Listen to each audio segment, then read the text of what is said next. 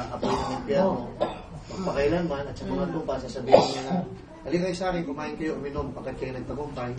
Then, yung mga tupa magka-ask, sabi niya, ano nagawa namin?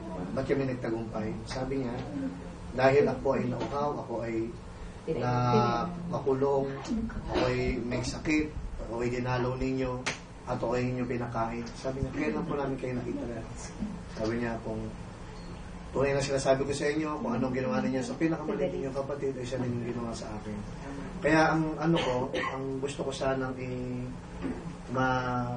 i-share sa inyo, kasi ito ginagawa namin sa Mindanao. Yung mga girls, halimbawa, magkaroon tayo ng isang activities na dadalaw kayo halimbawa sa mga collectional. Kung sino yung unang batch halimbawa, bawat isa sa atin, God willing, na magkaroon ng participation. Halimbawa, 10 or to 15 girls funded by the matitira sana fund sa atin. Para hindi tayo magkakaroon ng kung saan tayo kukuha ng funding, kahit na pamasahe or pagkain, dadalaw tayo roon. Para maranasan natin kahit paano kung paano yung nararamdaman ng mga nandoon, mas maswerte tayo. Kasi ang isa sa mga benefits noon, tayo marami tayong problemang na dinadala sa buhay.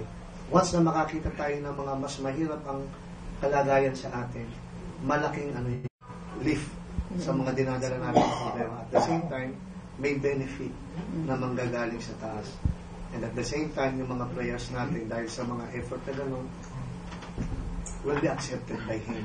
Yun ang sa akin, ha? Yeah. At sa mga boys, graduating, na kahit pa paano, another batch naman, na sila naman ang gagawa ng gano'n from time to time, who knows, baka yung mga kabatch natin, once na malaman nila yung effort natin, tumulong uli sila na mapalawig pa natin, madalaw pa tayo sa mga Home for the Aged, sa mga Boys Town, yung sa mga ampunan, then sa mga city jail, yung mga lalaki, ito sila pwede sila sa mga nasa death row. Pasok mo na nga ito.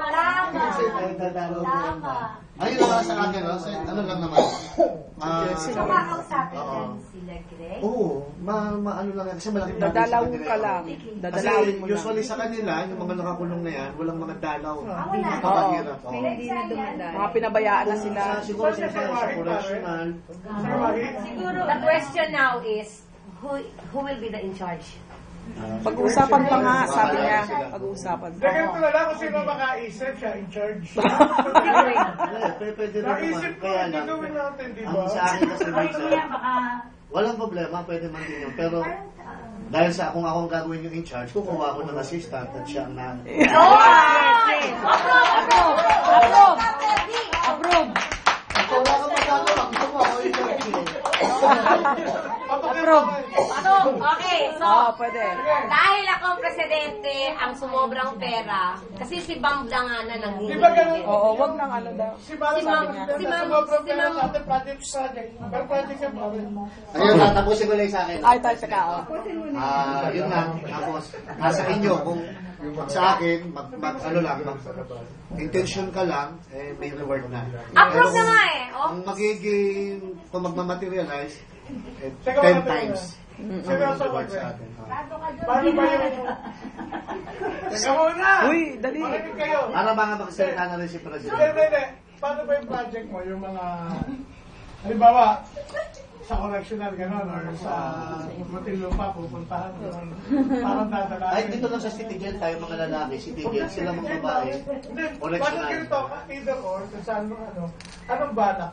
Magkano tayo, sabihin, kung pupunta natin doon, Part ng part ng batch project ba? Oo, pwede rin siguro. Masasabi nga naman, di ba? Sa sobra. Saan manggagaling ang pondo niya? Sa treasury nga. Hindi ka nakikinig, ha? Ito na lang ang gawin natin. Kung sino nakaisip, kung nakakit natin yung pondo, pare. Pwede ba yun? May project na kami, katulad niya, ako pa, so. Wala naman yung problema eh. Pablanchi, may project na kami. Wala naman problema dahil nandiyan ang pera. Ang lang, kung saan papupunta yung pera. Hindi, kahit na naman namin. Pero Binigay ko na yung floor na. Salamat. Okay, so, yung sendong ano, check. So, ano na yung huli? May isa lang. Wala na ba? Wala na yung incentive, di ba? Yun na yung sinasuggest niya. Wala na. So, ngayon, si Ma'am Dangana nang hihingi ng laptop, PC. PC. So, desktop. So, magkano naman kaya yung desktop? Mga 30,000. Kasi pwede sa, yung sa'yo, pwede mo magamit. Oo naman. Ano yung primary use?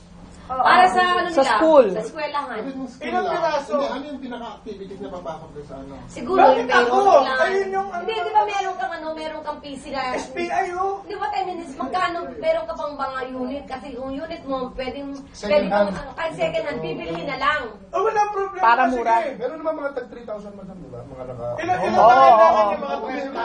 Mga tag 3,000. Siguro, mga dalawa. Magkano kaya? Mga dalawa. Sige, patakbohin na lang muna natin tapos saka natin pag-usapan. Hindi pwede yun eh, kasi kailangan meron. Kailangan na nga yung computer. Gano'n urgent. As soon as possible, sabi ni Ma'am Dangana. Kasi yun lang naman ang Diba? kailangan niya, di ba? Basta magamit. Bakit nagsi 6,000 na yun? Isa lang muna siguro. Tapos dagdagan na lang pag... Yung maganda naman, yung hindi naman Oo. tayo mapapahiya na. 3,000 tayo niya mo Oh, hindi, wag na. Wag na second hand. Pero pang tagwang kayo. Uy, brand new na lang, wag na second hand. Huwag na daw. Oh, teka. Oh, kasi... Kasi yung maganda. Ay, kaya ito na may 1.5. Kaya nagkakita ka. Buisit!